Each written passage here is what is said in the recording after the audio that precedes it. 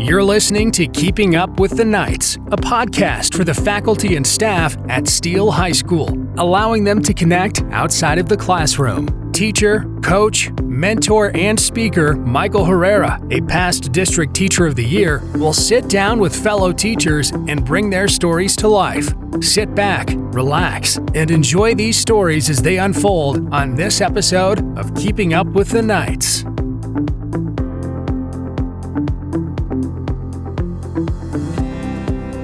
Today, I had the pleasure of sitting down with Tony Fredrickson, a world history teacher who I've had the pleasure of working with for the last 15 years.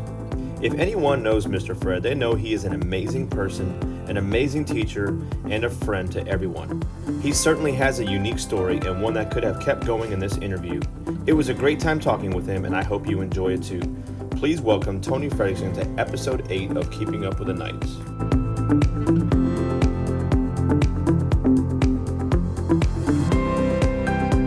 Welcome back to Keeping Up with the Knights. I am sitting down here with my colleague right down the hallway in the Q Wing, Mr. Fredrickson. How are you doing this morning? I'm doing great. Thank you, Coach Herrera. Hey, man, I really appreciate it. Thursday morning to you. Yeah, right? I know. Only one more day and it's Friday, so it's a great thing. But I appreciate you taking some time this morning to kind of talk about education, talk a little bit about life and you as a teacher. So just like every episode, I always start off with a quick 5 questions where I'm just going to kind of ask you some random shallow questions just to give our audience a chance to get to know you, and then you'll shoot 5 back to me, and then we'll get this thing rolling, okay? All righty. Sounds good. All right, first question I have for you, I kind of do this for a lot of my guests on the show, is if you were to go back in time and high-five yourself for something, what would you go back and high-five yourself for? I would probably go back about 15 years and high-five myself for making the decision to get into education. And I'll tell you more about that later, but that's what I would high-five myself about. I think it was probably the best decision I've made. Okay. I get to work with kids every day, and that's great. Awesome, man. Well, I look forward to that part when we get there. So you kind of gave us a little teaser there. Question number 2 is, all right, so you woke up this morning and you just found out you won the lottery. What's the first thing you do or buy? Ooh, I can't say retire. The first thing I would buy, that's a great question. I'm not a big spender, and I'm not really a spendthrift. I think what I would do is I would just take the time to consider my plans going forward on the money, and that would probably involve family, close friends, and make some kind of a plan, because I'm a planner, and I'm not a super impulsive person. Kind of boring, but that's kind of the way I am. You're going to be methodical and think it all out first before you go do anything lavish. I got you. I'm a plotter. All right. Question number 3. What's something about you that no one really knows? Good question. Anything unique, any interesting like hobbies or things that you do on your own time, or just something about your house, your life? For me, like I have a twin sister, right? So like not everybody knows that. So is there anything that not everybody would know about you? Let's see. I've been kind of a car aficionado in the past, owned some unique vehicles. I had a 75 Volkswagen Bug where I learned to drive stick shift. I had a 67 baby blue Mustang. I owned a Jeep that I think most of my colleagues know, and I had that for half my life, 29 years. And I've also owned a Shelby Cobra for about 4 years. So that's kind of that's something that people don't really know about me. So do you own all of them now, or these are just vehicles you've owned over the years? Yeah, over the years. Okay. And they're all kind of unique in their own way. And my favorite vehicle was obviously my Jeep, because I grew really attached to it. I sold it in the summer of last year after owning it for 29 years. Wow. All right. Let's see here. Question number 4. What did you learn about yourself during COVID? So we went on spring break essentially, right? And you had all this time and whatnot, once we got past teaching the kids in the spring. But is there anything that you kind of did over the COVID break that you kind of like revisited, an old hobby or just something that you learned about yourself during this time? Well, I'm going to kind of go with the kids while I was teaching them. As an AP teacher, I learned that I could have taken it kind of easy, or I could have taken the road less traveled, which I did. And I'm not sure how appreciative my kids were, but every week they had to write an essay. And every week I was grading those essays and trying to prepare them for their AP exam. And so to me, that was kind of a check mark that even when I can take it a little bit easier, I chose not to. And so that's kind of a reinforcement of something that I know about myself. Okay. And last question for you. If you were not a teacher, what would you be doing? Hopefully I'd be retired. But what I wanted to be when I grew up, I wanted to be a sportscaster. Okay. I know it kind of ties in with you and your basketball coach and stuff like that, but that was kind of my ultimate dream. I don't know why it went by the wayside. I took 1 year of journalism in high school, and then I never really followed up on it. But that was kind of the dream of what I wanted to be. Okay. Any particular sport? I was always a big fan of football. Okay. Yeah, so probably college football would be ideal because I love the energy of the stadiums and the band and the atmosphere. Awesome. All right. Well, those are my 5 questions, man. Go ahead. Shoot away. All right. I haven't written any down, so wait, can you keep that? All right. I'm going to start off with ones that's a little personal. It's probably the hardest one, or most, not hardest, but I've heard from a very good source that you are an amazing basketball coach. Have you ever considered being a basketball coach full-time at a high school or another level? Yes, actually I did, but it's actually one of my regrets that I talk about. And I think a lot of times when people ask you questions like that, people oftentimes will start by saying, everything happens for a reason and I have no regrets in life. Right. And that, although that could be very true, and I do believe that everything happens for a reason, if I were to go back in time, I would really revisit the idea of coaching collegiate basketball because I had the opportunity at the University of Tulsa when Buzz Peterson was there as my coach when I was a walk-on at the University of Tulsa. But Bill Self was also there the 2 years prior to that. And we all know Bill Self now is one of the greatest coaches in college history. And he's currently coaching at Kansas. And then I went to Texas Tech for my master's, and Bobby Knight and his son were there.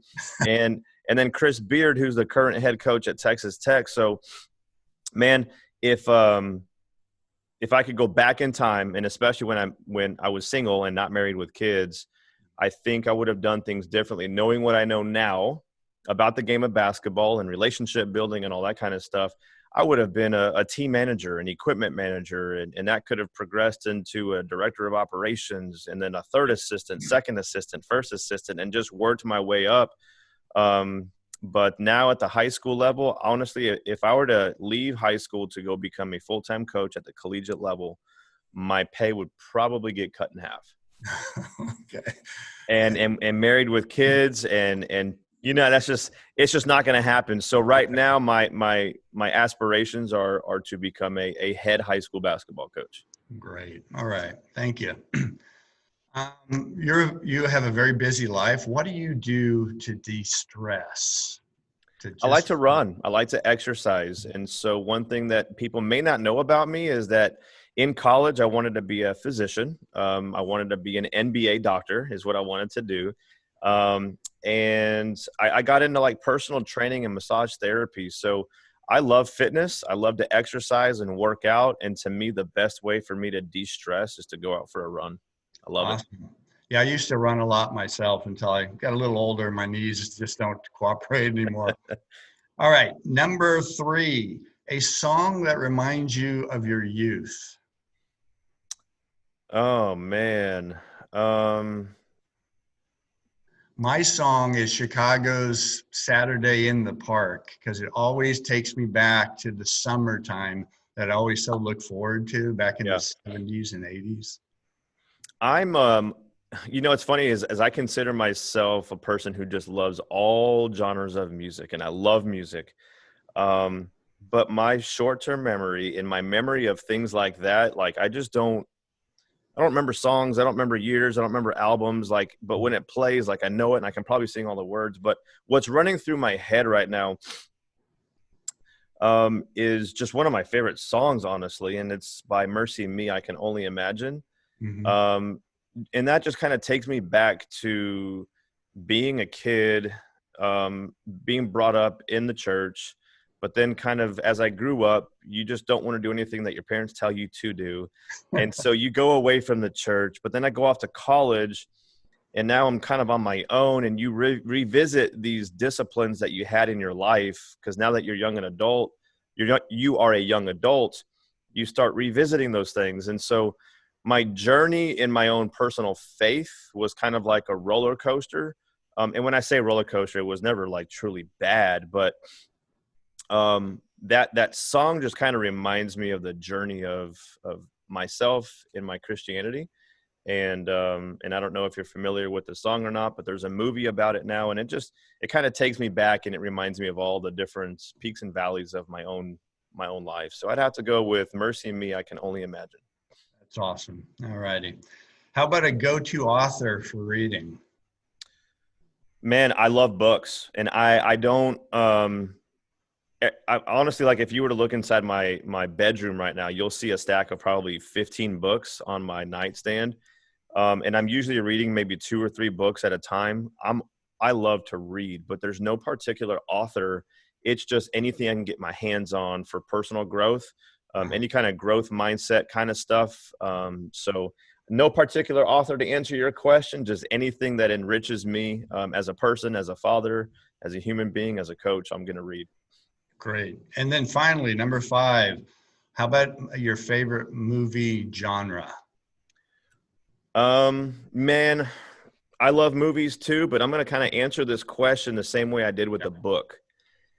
Anything, and honestly, that's kind of why I do this podcast. I love anything that has a story, and especially if it's true. So it can be a war movie. It can be, humanitarian. It can be a documentary. It can be anything that's telling someone's story in a unique way that I can take away. And that's what I just love about doing podcasts and sitting down here and talking with you, because it's all about relationships. It's all about who you know, and everyone has a story, and even our kids do in education. And I think everyone should have the opportunity and the platform to share their story. And so that's why I love listening to podcasts too, because I just love listening about people. So any movie that tells a story is my answer. All right. Thank you very much. All right. Well, there's your 5. Well, let's get this thing rolling here. So, I know you. I know your face. You're down the hall from me, and we've worked together for several years. But, I don't know your childhood. I don't know where you grew up. So just kind of share with us a little bit about where you grew up, what your family life was like, and maybe just a little bit about like your elementary, middle school kind of years. Okay. Yeah, I'm a little bit older. I'm 58, so I've been around. That was a long time ago, but I grew up in a family of 6. I've got an older sister, older brother, younger brother, Scott. I'm a military brat, and so we grew up all over the place. I was born in Biloxi, Mississippi, but we just stayed there at Keesler for a little while. We went back one year to see the house that I was born in, but it had been blown down by a hurricane. Oh, no. It was no longer there. Then we were stationed up in Concord or Manchester, New Hampshire, where my younger brother was born. We went to Montgomery and Gunter and Alabama. And that's where I started my education and schooling. I did all the way through, say, 7th grade. And my 7th grade year, this was in 1975, I was part of the desegregation of public schools. So the year before, I had gone to a public school in Montgomery, and the year that I left elementary school to go to my junior high school, they bused us about 20 miles out into the country. And the school had been 100% African American the year before. It was now going to be about 60% Anglo and 40% African American. So Kamala Harris has nothing on me. I'm old enough to have lived through that myself. And then after we left there, we came to the San Antonio area. My dad got a job at Samuel Clemens High School, and he started the AFJ ROTC program back in 1975. And he was kind of like Chief Johnson is here. He was there for about 20 years. He's a member of the Schertz-Cibolo Hall of Fame for all of his efforts. So I'm a kind of a second generation teacher or educator in the district. And I graduated from Clemens High School in 1980. So, very good, man. Yeah, That's 40 wow. years ago. Yeah, well, you know what? But it's crazy. That's why I like doing this, because you get to learn those things. I never knew that about your dad, and didn't know all your ties and roots that you have here in this Schertz-Cibolo area. So that's awesome to hear, man. All right, so you went to Clemens High School, graduated in 1980, went off to college. So where'd you go, and maybe share some experiences or takeaways from your college years.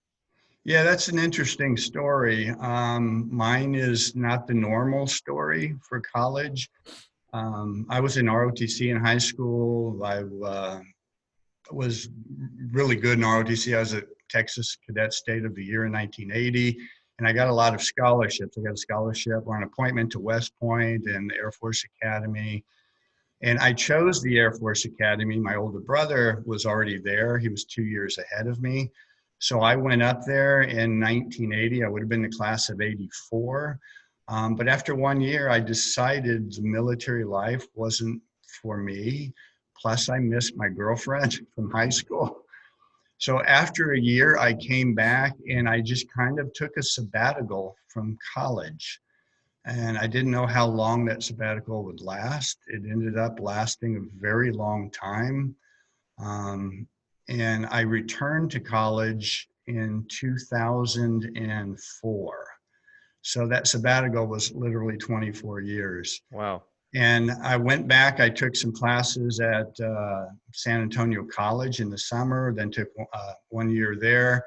Then I went to UTSA and graduated in 2005. All right. Well, I'm gonna have to ask, and I don't know if it's personal or not, but that 24-year gap, Mr. Fred, you got to fill me in. So what did you do in that time frame? Yeah, I was working, man.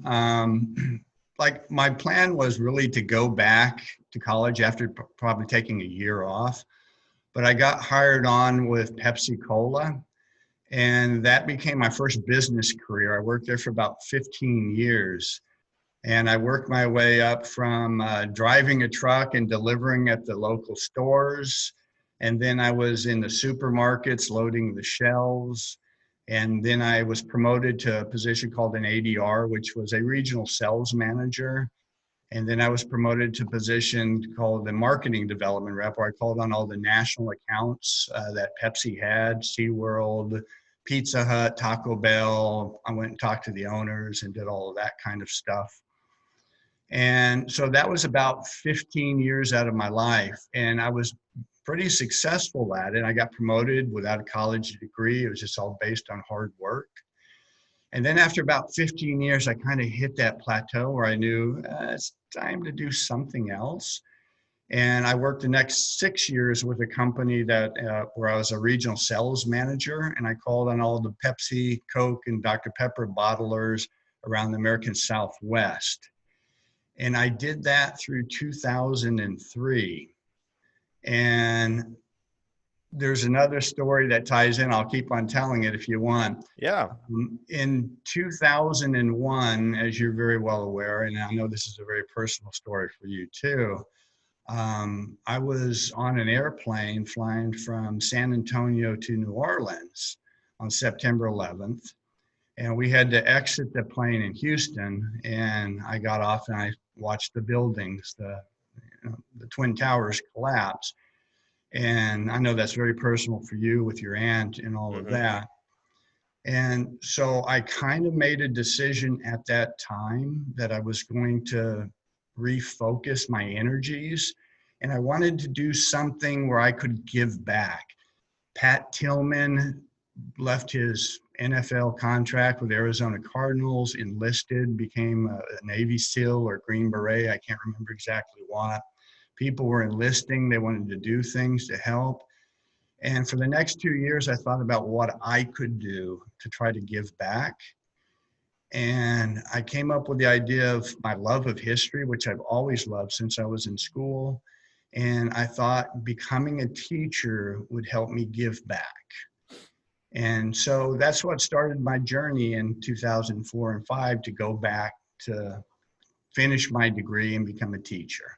What a great story. And even, I know this is a podcast for teachers, but our audience could be anybody. I mean, our audience can be faculty and staff here at Steele High School. It can be a school in Oklahoma, all the way to Florida, and who knows? So, you never know who's listening to this, but even our students hearing your story, and I'm sure you share your story at some point during your classes and whatnot, that, you follow your dreams and you follow your aspirations. And sometimes those dreams and those aspirations you get to experience, but then life takes you a different direction, and it's okay to be led into different directions because you only have one life. So that's a great story, man. Thank you for sharing that. And that's a good segue, because the next question is kind of tell me your journey of education. So take us back. So you became a teacher. Was that in 2005 then? Yes. Where was your first teaching job? I lucked out. At the time, it was pretty difficult to get a social studies teaching position because social studies teachers tend to stay a long time. But I went and interviewed at Clemens High School. Jeff Bryan was the principal, and he liked the idea that I was a Clemens grad. To distinguish myself and make sure he remembered me, I sang the alma mater, the school song. During your interview? Yes. That's awesome. Yeah, and I was very fortunate that they had a teaching position available. And I got hired on at Clemens my very first year. So I didn't have to substitute. I didn't have to wait. I didn't have to go through that process.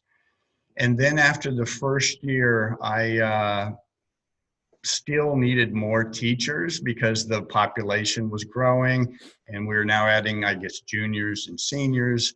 And it started off with just the two lower levels, freshmen and sophomores. So a group of us came over here. So I've been with the district and this is my 15th year, all 15 years. Awesome. So you and you came in with me the second year Steele was open? Yes. Okay. Yep. So you and I both have now been here for 15 years, and that's always kind of a small topic of conversation with a few, like Coach Hubbard and some other people that came in the second year, because the first year, obviously, it was very small staffed just because of the amount of kids we had.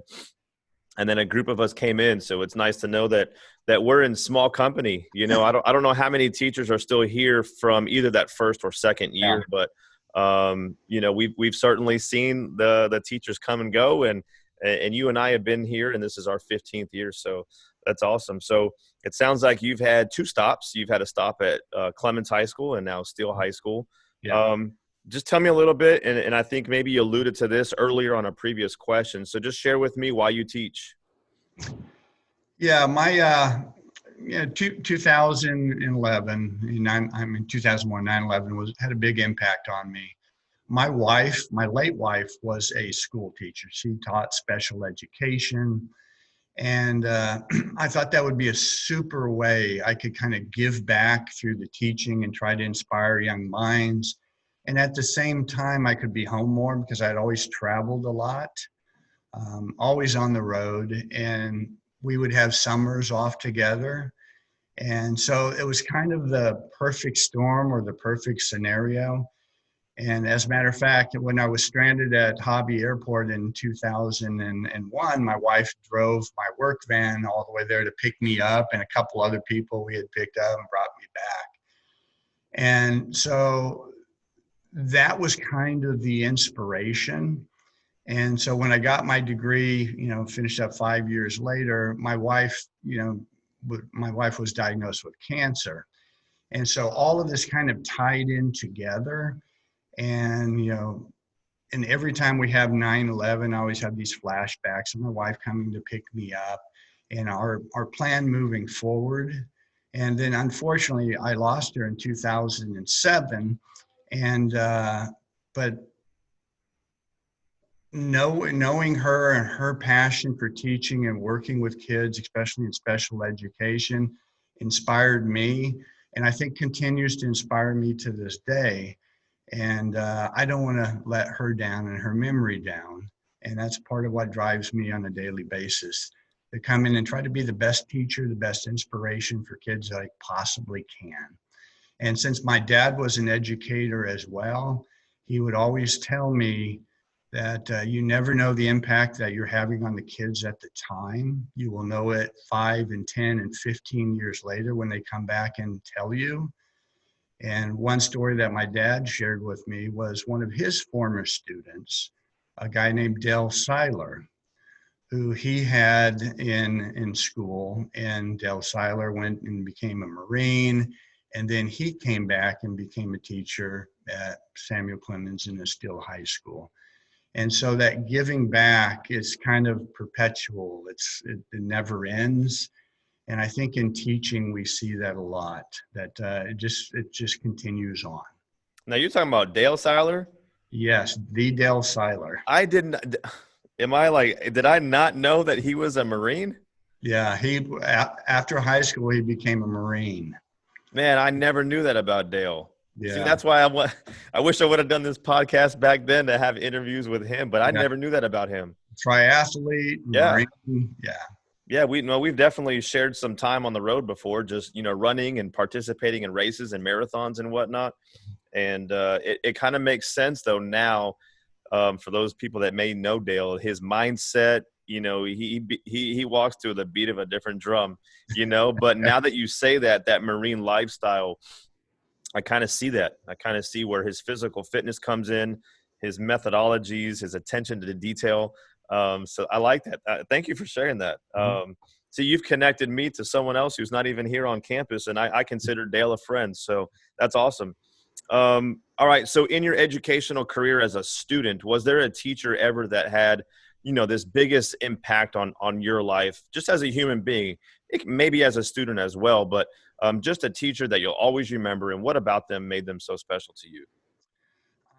Yeah, kind of too. And I've talked about my dad already. He's the one that kept me organized and focused, teaching leadership values, taught me all the aspects that go into teaching, from the extracurricular, color guard, drill team, competitions, all of this stuff.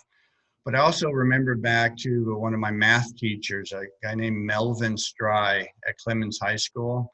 I think I had him in 1979. He was just the epitome of a calm teacher. Okay. Yeah, he just the epitome of the cool, calm, collected teacher. He taught difficult subjects like elementary analysis and trigonometry, but was perfect at explaining any concept to any student of any level. And that is the demeanor that I try to emulate as much as I can, without getting too flustered or I just want to keep it even keel. And Mr. Stry was the one that inspired me to do that. All right. So now I'm going to flip it on you. Has there been an impactful moment that you felt that, let me rephrase this, there's more to education than our content? Right. But through our content, we can connect sometimes with kids that we wouldn't normally connect with. Is there some kind of pivotal moment, a good story, obviously without sharing any names of a student, but is there just maybe something that impacted you as a teacher that made you realize that there's more to education than what we're teaching in the classroom? Yeah, I can think of one story. It's a student. I teach AP, and I have for the most part, but I've also taught on level kids in AP and regular world history. I had a student probably about 6, 7, maybe 8 years ago. When you're my age, you lose track of time. But this was a student in my AP class, and he wasn't doing particularly well, and wasn't giving a tremendous amount of effort. And I didn't know what things were going on at home or anything like that. But one day we had an essay we had to write for a test grade. And he wrote one paragraph, and it was really about, I think, penguins. and it had nothing to do with the topic whatsoever. And because it was a test grade, it really negatively impacted him. And I asked him why he did it, and I got kind of the shrug of the shoulders. And so when I contacted his parents to let them know what he had done, and this was, the impact on his grade, the parents talked to him. And then when the student came back the next day, obviously irritated with me. And I talked him off to the side that day or the next day. And he said, "I can't believe you contacted my parents." And he just shut down for the rest of the semester, ended up dropping out of AP. And I didn't see him again until his senior year. In his senior year, toward the end, he came to visit me in my room. And he said, "Mr. Fred, I don't know if you remember me, but I did." And I told him I did and called him by name. And he said, "When I was a sophomore, I was going through some things and I was immature and things didn't have the importance to me as they do now. But I wanted to come and thank you for doing that, because what it showed me, and I didn't know it at the time, but what it showed me, and I've had time to reminisce over the past 2 years, is that you truly cared about my education. You could have blown me off and said, okay, here's a kid that just doesn't want to do the work. He's not going to put in the effort. But by contacting my parents, I know that you cared enough to reach out. And it's those kind of stories that stick with you as you move through life that kind of give you the motivation, especially when you're tired and you're working long hours. So that's the kind of story that inspires me to keep on trudging forward, even when I'm not having a good day. Absolutely. And I think you have just summed up in story form my definition of success. All last year in my classroom, on my whiteboard, right across from my desk, I had a message to all my students on the board. And I had no intention. I wrote it up there literally just as I was writing, I was making it up. And I just wanted my students to walk in on the first day of school last year and see that on the board. And with no intention at all, it stayed up there the whole year until I came back for in-service, and it was still up there after COVID. And then I erased it. But my definition of success is what you have just stated, that when students come back to thank you for what you have done for them, whether it's education or not, and it could, and oftentimes it's more about life than it is about health science. That's when I get edified as a teacher, and it reminds me why I love this profession so much. They are teenagers. And sometimes it takes them, even us as adults, sometimes it takes time for us to, make sense of this life, right? And what we're doing in this profession as human beings and as husbands and as fathers and wives and spouses and colleagues and friends. But I have made it a point to always make sure that I thank the people that have influenced me because of my students coming back and telling me. I had the opportunity, I have another podcast, a basketball podcast, and probably someone who had no idea that had an impact on my life. I was able to do a podcast with him, and it was one of the collegiate coaches that I had, who actually was the person who phone called me and told me I had made the team. And he was just kind of like, really? I didn't know I had this impact on your life. But you know what? Sometimes people don't need to say anything.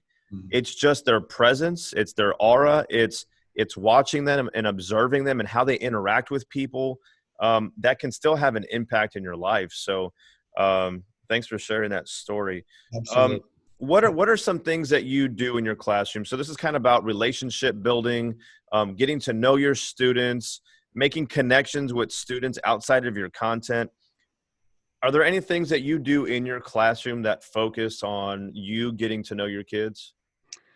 Yeah, that's a great question. I always, this year withstanding has been kind of tough, but I always try to get to know all my kids' names within the first 2 or 3 weeks of school, 100% of them. So one of the major things is I stand out in the hall, and I'm not alone in this. Many teachers do this. And as every kid comes by and walks in the classroom, I greet them by name. And even if I'm not positive, I'll fire out a name that I think is theirs and I can match the face. It's a little hard when they're wearing masks now. But then I encourage them, hey, get after me if I get your name wrong, because it's important to me and I want to learn it as soon as possible. So even if you have to call me out in front of the entire class, call me out. And I have heard back from students multiple times that, yeah, Mr. Fred, he always remembers who you are. So when you're walking down the hall the next year, I'm still trying to call them out by name. So that's super important to them. That's that personal connection. And I think the sooner you remember the names, the sooner those personal connections start. In the classroom, I try to be goofy and funny as much as I can be without losing all respect. Telling jokes or singing songs or whatever. And that's the way I kind of personalize my class. And kids like that. So I got a chance to watch one of the other podcasts and how some teachers do certain days and stuff like that. I don't have anything really like that. I try to keep a sense of consistency so the kids always know what to expect when they come in. And then I try to lighten the mood by just being goofy. Very good. Hey, Yeah, that's one way to build those connections with kids and just be yourself, right? Kids can read into any one of us doing things that aren't, normal for us. So, Right. just being yourself and making those connections with kids. Do you think that it's important for teachers to develop relationships and have relationships be kind of like the center of education? I think is paramount, because if the kids know that you are personally interested in their lives, then they're going to be personally interested in the process of education in your classroom. They're going to look forward to coming because they've got something to talk to you about. There's some kind of connection that they make. So knowing something about every kid is super important, like knowing which position they play on the sports team, what they're doing in band, what kind of meets are coming up, because those are things that are either weighing on their minds, they're worried about, or they're super interested in. And the fact that you know something about them other than their name or where they sit, it is always a plus moving forward. And I think it's the best way to connect with kids. You don't have to know everything about them, but pick something that you do know and that they seem super interested in and focus on that.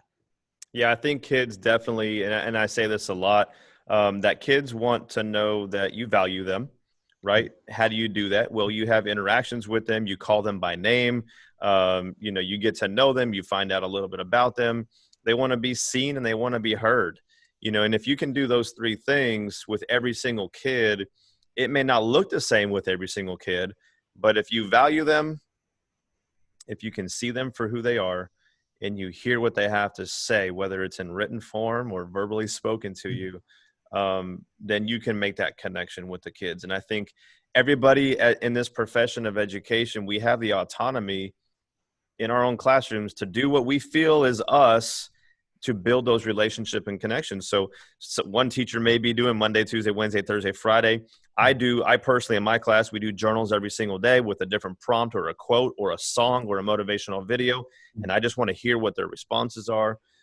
You may be funny and talking jokes and stories, but I think at the end of it all, we're all trying to build those relationships and connections with kids so that when it's time for us to teach them material, they know that we're invested into them first. Always like to use the ATM analogy is, we can't just take withdrawals out of something that we haven't deposited yet. And so when you make those connections, when you're out there, Mr. Fred, outside your door and you're calling your kids by name, some may think that's just a small thing, but those small things add up to big things. And when that kid walks in and he's like, he just called me, he knows my name, that's that seeing part. it's just going to exponentially grow in your classroom when you're trying to teach them, rigor in content. Right. So, right. Well, let's wrap things up here. I've got one more question for you. I always like to end my podcast by asking teachers if there's one person on campus that you would like to thank. Who would that teacher be on campus and why? Good question.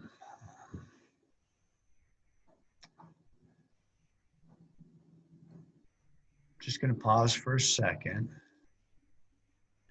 Yeah, the teacher I would like to thank on campus, I'd like to thank Becky Williams, who is our social studies department head. And there's a lot of other ones I'd like to thank as well.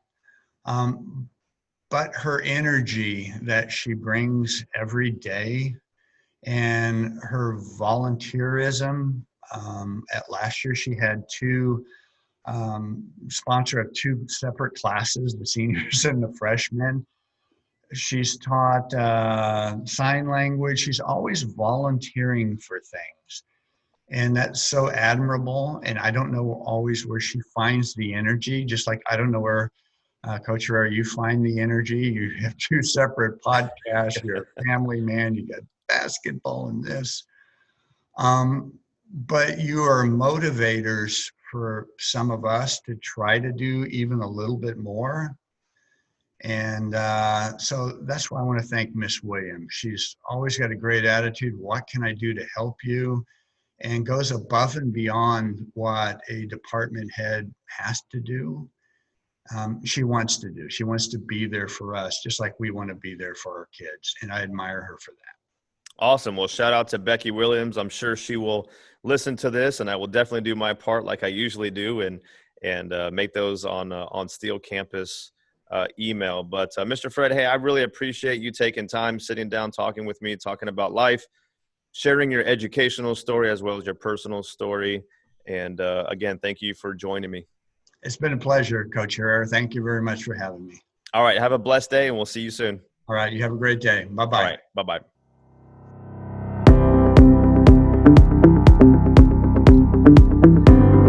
Thank you for listening to Keeping Up with the Knights. If you enjoyed this episode, be sure you subscribe and click the notification button so you know when the next episode is released, and then share it with your friends and colleagues.